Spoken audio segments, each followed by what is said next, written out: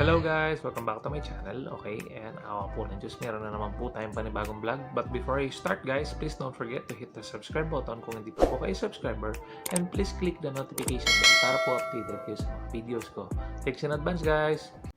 Hello guys! Welcome back to my channel. Okay, yan, awa po ng Diyos. Once again, meron na naman po tayong panibagong vlog. And ayan guys, so nakikita ninyo, it's a Poco X7 Black 8GB RAM, 256 storage. Okay, so yan, kadarating lang nito guys. So in-unbox ko na siya. And yan, so para makita nyo, ganyan siya dumating. So this is the plastic of the box, no? Ayan, ito, no? And naka-bubble wrap na ganyan. And of course, naka karton, no? And this is how it arrived, no? Ayan, so this is the, alisin natin to. Wait. Okay, so yan. So, ganyan siya guys, no? Poco X7. Ayan ang ginawa ko guys, inalis ko yung plastic dito. And then, ayan. Merong ano yan guys, nandito yung resibo niya. Hindi nila pinapatong.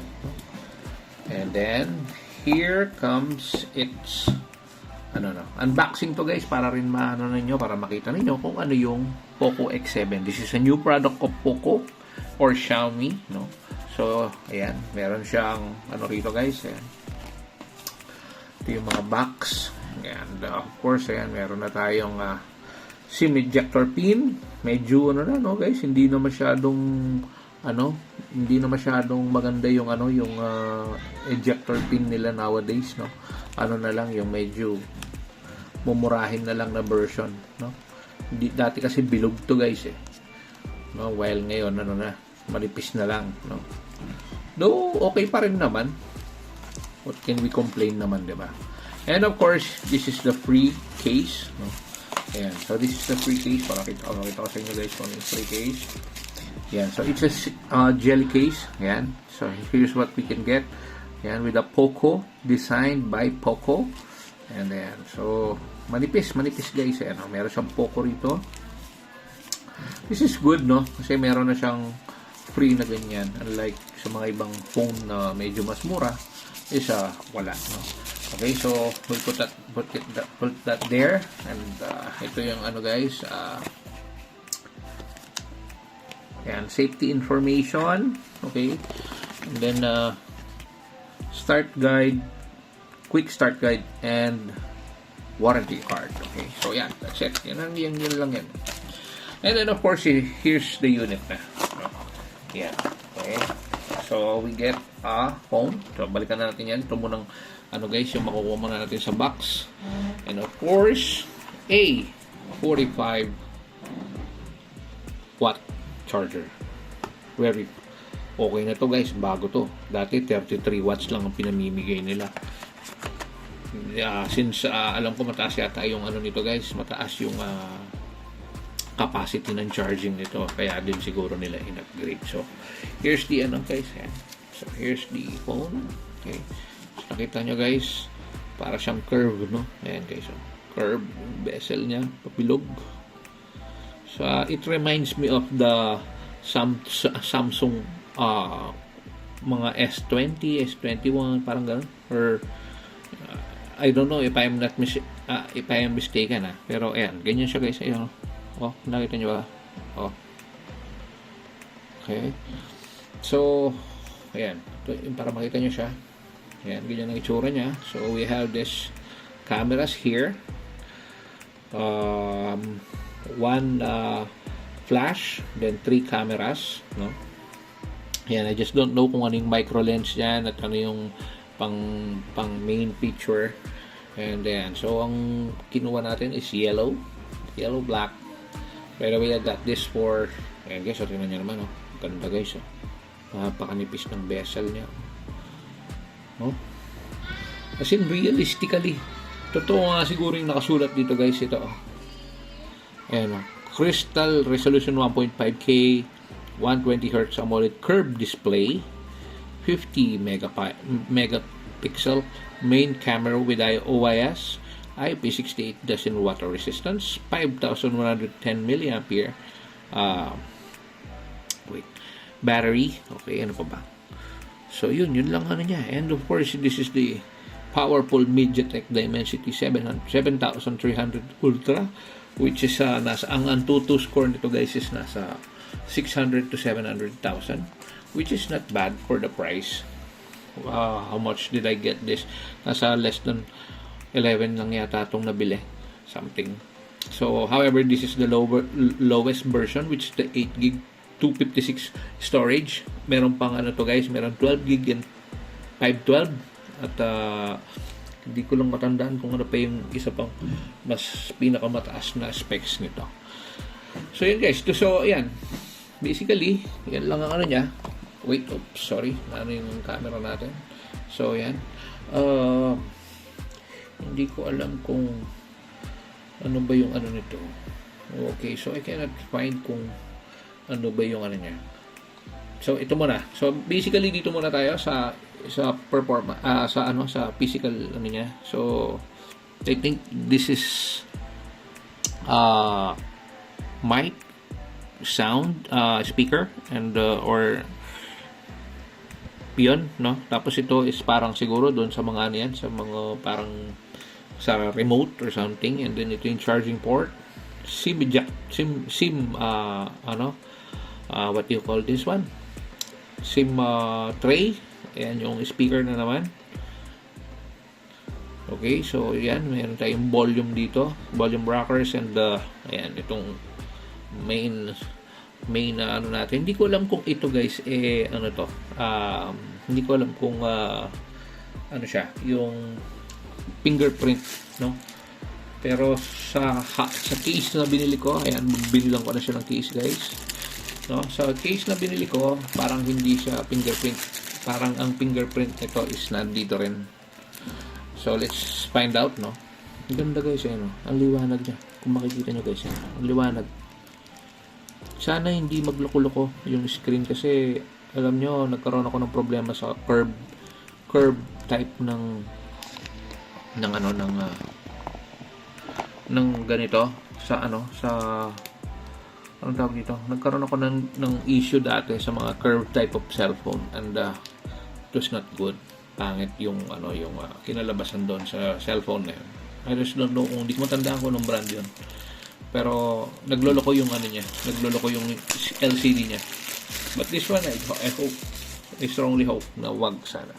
So ito yung case yan guys, tingnan nyo guys, so dapat kung may fingerprint yan, dapat malinaw yan dito. So dito, let's see. And put it for the first time. Hindi ko pa nalagyan ng ano yan guys, ng tempered glass, kasi medyo ano pa. Okay. And of course, yan. So wala naman akong ano guys, hindi ko pa siya ma-check sa ano. This is just an unboxing pa lang, no. Hopefully at least yan yung matatanggap ninyo. Pero so far, mabilis yung ano niya guys, ano. Mabilis yung ano niya, yung pick up, no. Hopefully wait, i-connect ko muna siya, and hopefully try nating mag-download kahit isang game lang. By the way guys, ayan, meron tayong ayan guys, i-download na natin tong si what do you call that one, si ML, no. Right now, wait, download natin siya. Nag-update kasi siya guys, no. But then ayan, bago ako mag-proceed, pakita ko muna pala yung SIM tray sa inyo para din makita nyo, nakalimutan ko siyang sabihin sa inyo. So ayan, so dito yung natin guys, dito yung ano ba tawag dito, what do you call that, yan. So okay, so yan, so ayan guys, so meron siyang guys, what do you call this, hindi siya pwedeng lagyan ng dalawang SIM card and one SD card. So it's either one SD card and one SIM card lang, or two SIM cards. Yun lang yung option niya. And it's good, okay lang naman yun. Hindi naman ako naghihingi ng SD card pa rito. So kung meron din akong chance na bumili pa nito, I may suggest na kumuha na lang kayo ng bigger storage, para din hindi niyo na problemahin ang what do you call that, ang para hindi nyo nakunin yung ayan ang sinasabi ko guys. Sandali guys. Okay. Yan. Para hindi nyo nakunin yung hindi na kayo mag SD card. So bali dalawang gamitin nyo na magagamit nyo siya ng using two SIM cards, no. Kasi pagka naglagay pa kayo ng SD card, so another na magpapabagal pa yun ng phone, and yan, so it's best that you get the 512. I suggest, no. So yan, so sandali lang guys, i-post ko lang, i-play ko once na installed na ito, and hopefully tingnan natin kung makapag-play tayo ng papakita ko yung settings ng ML sa inyo. Hindi na ako makakapag-review pa ng ibang game kasi ito lang din ang usually alam kong laro. And sa naman sa camera, let's see. Okay, so wait, we don't need that. Ito yung camera, ito yung bubungad sa atin guys, no. So let's see kung paano natin ito mapapaano. Okay, so there's no yet, there's no installed or what you call that. Ito yung mga settings. So aspect ratio is 9:16 para lumaki. Okay, so then this is the video. Meron siyang 0.6 and so this is tingnan nga natin guys yung 1080p 30 frames per second. Okay, meron siyang 4K, meron bang 8K to? Ayan, wala. So 4K lang siya, 720, 1080 and 4K. So tingnan nga natin yung 4K kung may alog or kung meron siyang tingnan nga natin. Medyo siya guys, ayan. So, nakikita nyo ba? Parang naglalag ng konti. But it's good. Okay na rin naman. So play natin guys ha. This is the first ever image or video that it has. Okay, allow natin. Allow all. Okay. So yan.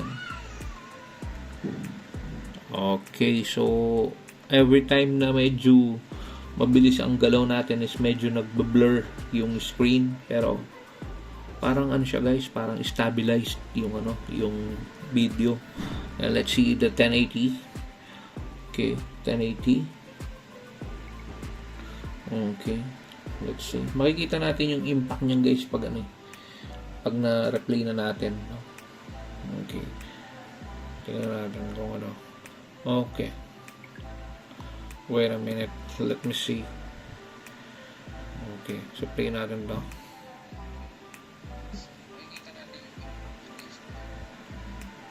Okay, so yun, parang maganda nga yung stabilization niya. Wala na siyang ginig-ginig ting, no. Okay na siya. Actually, mas nanginginig pa nga yung phone natin sa tripod niya. So yan, no. And then lastly is the 720p. Tingnan natin yung 720p. Yan. Talagang merong merong konting lag. Pero ang importante kasi doon guys yung yung stabilization. Let me see ha. Okay. So this is the 720p. Let me see. Same, no? Ayun, yung difference lang talaga nila from 720, 1080 and 4K is the quality of the picture.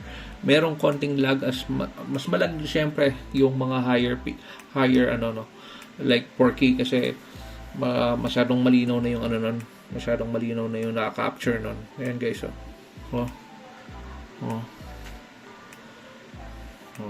hindi ko na siya matest kung sa malabo kung okay pa siya.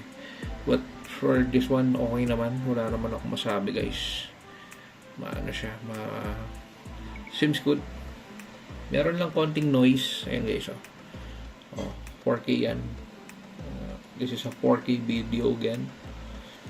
Okay. Stabilized, no? Tingnan naman natin yung photo. Let me see kung makikita niya ng maayos yan. Okay. So this is the first picture. Okay. So this is the stock. Ayan guys. Malinaw naman guys. Makikita pa naman ng maayos.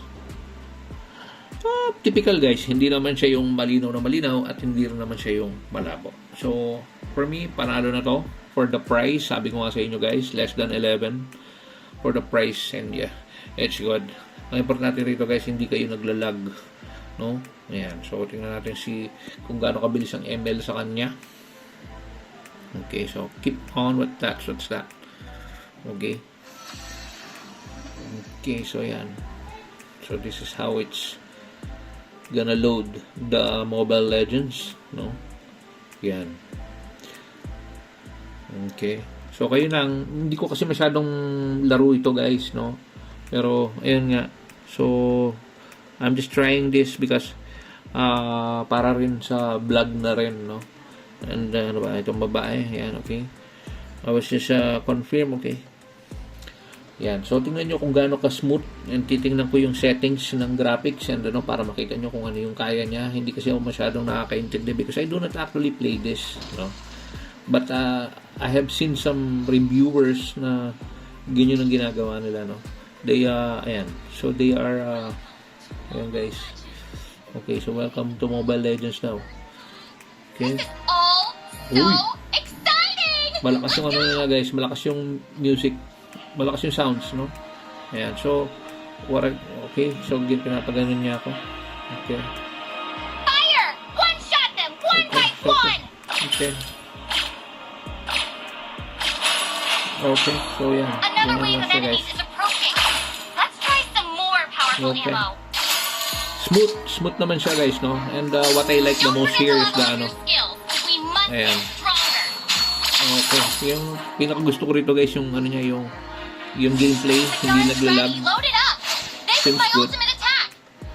Ayan, so parang wala akong ano eh. Paano ba yung yung ano rito guys? Wala siya ano eh. Okay. Okay. Tapos tayong konti so that we can kill it. First blood. Oh, okay. So, first blood daw. Now, okay, ayaw niyang mag-got it. Okay. Okay. Don't rush ahead alone. Push under the cover of the I minions. don't know how to, hindi ma-adjust yung, yung, Team destroyed a turret. Orcs are all dim. Oh, bring out the big gun. That tops all the empty threats I've ayaw ever niya mag-ano. heard. Bring it on. Anyway, sandali guys. Check ko kung paano ko makikita yung graphics niya. So, hindi talaga siya magalaw guys dahil tutorial daw pala yun. So, yan. So, this time na natapos na yung tutorial. So, let me see if I can. Okay, so continue. Okay. Let me see if I can see the settings. No. Naku, mukhang matagal ah. Loading 200 daw. Okay. Let's wait a bit. No? So, ayan. May mga kasama na ako. Wait, okay. So, where's the, all equipments. Paano ba to? Paano ba yan? Wait, check ko muna haba yung video natin. Okay guys, so this is how it's gonna look like with the, the F5 na tempered glass, no? So, iba pala talaga yung tempered glass nito. Yun ang hindi ko namalayan dahil nga curved kasi siya guys.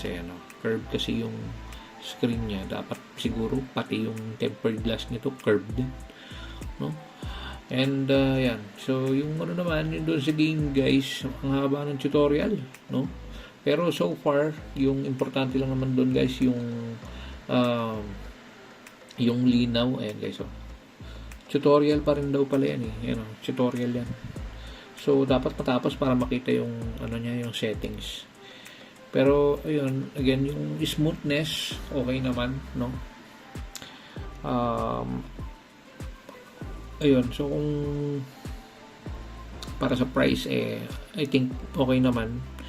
Hindi lang talaga siya, just do not expect for a big change compared to X6. Pero yun nga, yung X6 kasi hindi siya ganito, no? Curve ito eh. So, ayun. So, yun, manage your expectations. Pero mas, ako personally, mas malinaw to kesa sa X6 for me. Kasi, I have an X6 here. So, malayo talaga guys, no? Maano siya, iba yung quality nito. However, bibilang ko na lang siya ng tempered glass kasi nga, ayan, hindi pwede yung glass na to guys. Ayan, flat to guys. Ang cute niya, hindi siya pwedeng ganyan. So yun guys, I think we're done yan na po ang ating vlog for today, no? Alam nyo, ang unang napansin ko rito is parang nabuhay yung X3 Pro because of the camera. Ang X3 Pro, ganyan ang camera noon. Poco X3 Pro. However, this one is a Poco X7. Hindi ko lang alam kung pares ng itsurang X7 Pro, pero this one is Poco X7 non-Pro, hindi siya Pro, no. Ayan. So yun, I think yun yung ano ko rito, ang pinaka nakikita kong what do you call that, recommendation. So for me, panalo naman to guys for having it for 11K. Pero alam ko mas mahal yung ng konti yung X7 Pro dito, pero yung X7 Pro guys is 1.2 million yata yung Antutu score niya, which is very double the speed of this one. So kung may budget naman, go with this. However, kinuha ko lang kasi to guys dahil wala pa yung X7 Pro, and I don't need an expensive phone. What I need is a phone that is good na for everyday usage, na for internet, for minor games, Facebook, social medias, camera. And hindi naman ako pumalya guys kasi yung camera niya maganda naman. 50 megapixel is enough for me. Kaya nga yun ang isa pang dahilan kung bakit parang nare-recognize ko to as X3 Pro, kasi yung alam ko yung X3 Pro 50 megapixel din yun and it captures good video. Dati nga yung F3 ang kalaban ng X3 Pro pero kung tingnan mo, mas malinaw yung X3 Pro sa F3, pero maraming nagsasabi rin na mas malinaw daw ang F3 kung alam nyo at nasubaybayan nyo ang mga cellphone ng Poco, no? So yun. So for now, that's my opinion and infos that I get from Poco X7. I hope you like this video, and ayun nga, sana mag-subscribe kayo for continuous vlogs ahead, no? Thank you guys. Thanks for watching. Keep safe everyone. Thanks, Pidugan. Bye for now. Bye.